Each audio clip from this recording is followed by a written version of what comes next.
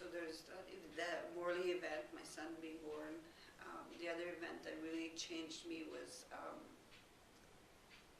in one of my jobs, I worked as a youth care worker. It was in Alberta, in Fort McMurray. And when I was there, one of my jobs was to do an article for the newspaper. So it was a Teen Corner, it was called. So I used to do research and look up things and call people, and and then one of the things was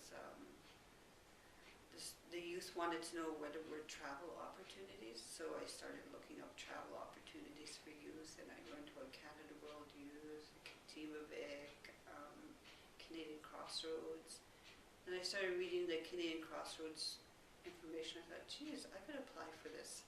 So I did. And then, so I applied and I didn't hear anything, and then I got a letter, and it said that I was accepted to go for a weekend training to find out whether or not I could actually go, and so I went to this weekend training, but I had missed the one that was already scheduled for, let me backtrack. I was in Alberta, I applied, and then my job was finished because it was a summer job. Then I moved back to Manitoba.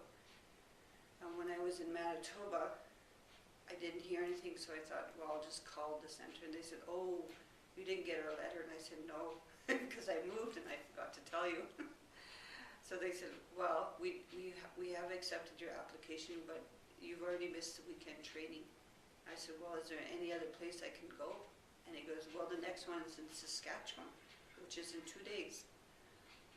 So I said, oh, okay. So I talked to my cousin, I convinced her to take me there, and so she drove me to Saskatchewan, dropped me off, and I told her, well, I'll figure out how to get home, because So I met people in Saskatchewan, and somehow I got back to Manitoba.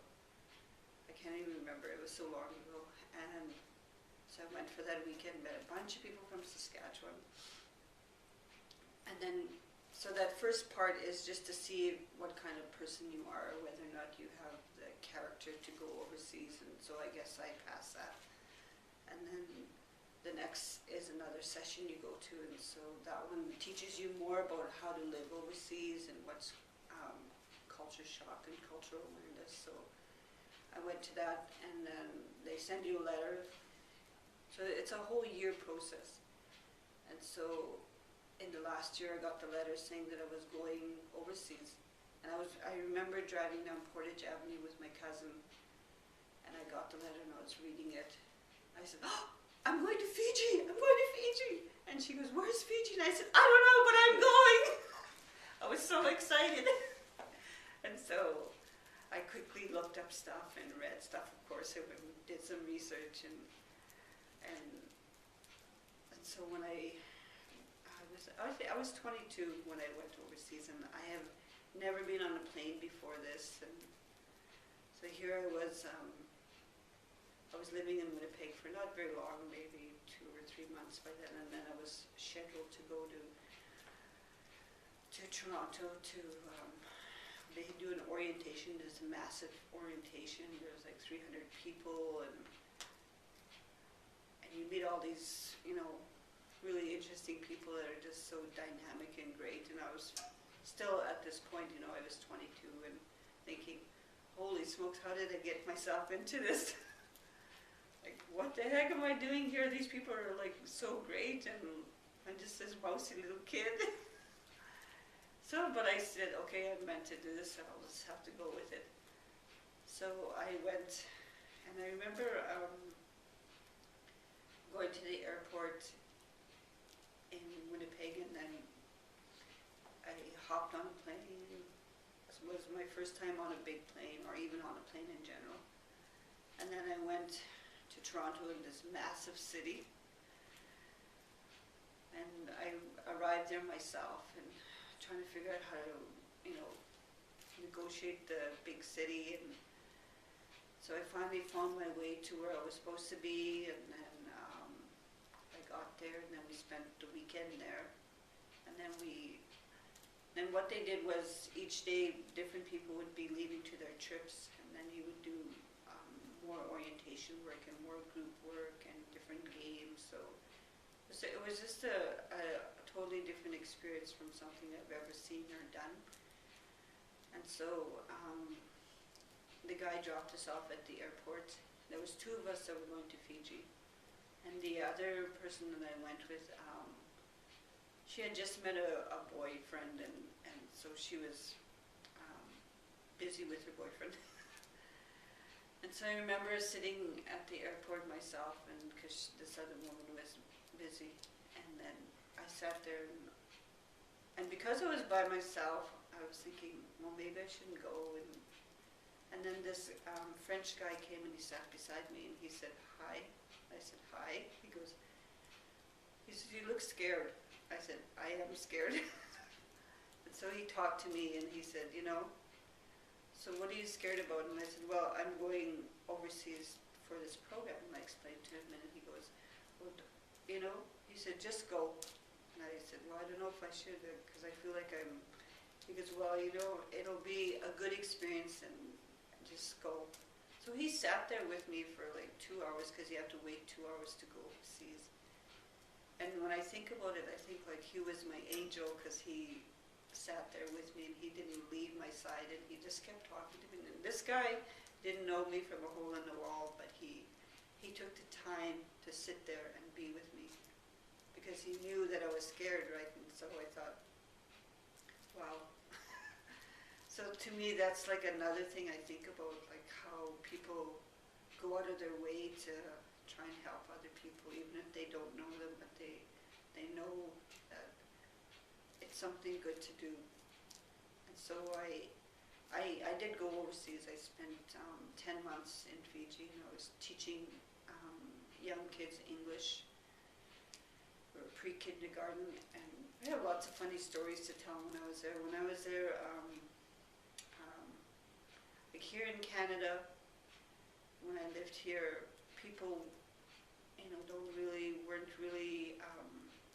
weren't happy to see me.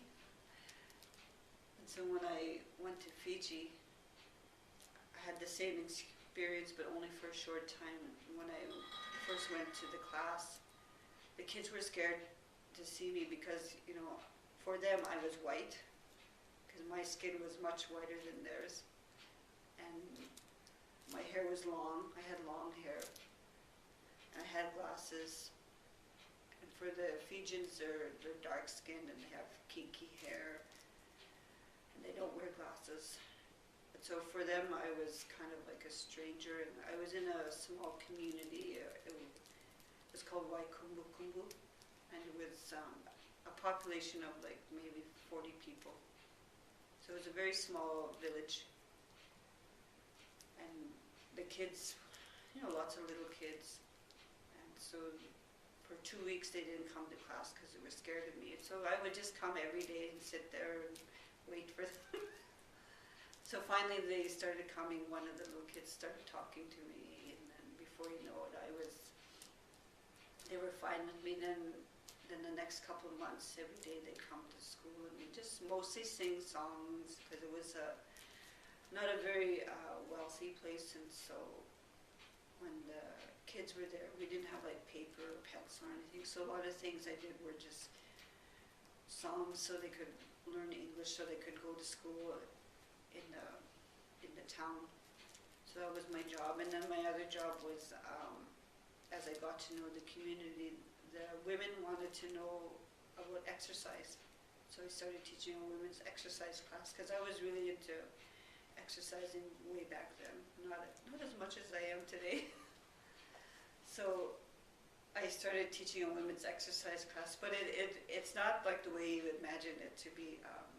In Fiji, the women always wear skirts, or these things called sulus. It's just a material you wrap around, and you never see women wear pants there back then. And so I said, well, you need shorts, and they're like, you need shorts? I said, well, or something. I said, you can't exercise in your sulus. So they said, okay. So we came and we went into this house, and there's no running water or electricity in Fiji when I was there. And so we went into this one woman's woman's house, and they shut all the windows and doors, and we had these kerosene lamps. And all the women took their sulos off, and they were all giggling because all of them were wearing their husband's pants. It's really funny. And so I, had to control myself because I didn't want them to feel bad about what they were doing. And I said, "Oh, well, that's very, very inventive." So we had a little exercise class, mostly stretching and kind of yoga movements, because there was really no room to move around. And there was about maybe 8 or 9 women. And the Fijian women are big women. So we had lots of fun for a couple months. They did that, then slowly they kind of got out, they stopped coming in, people just started getting busy.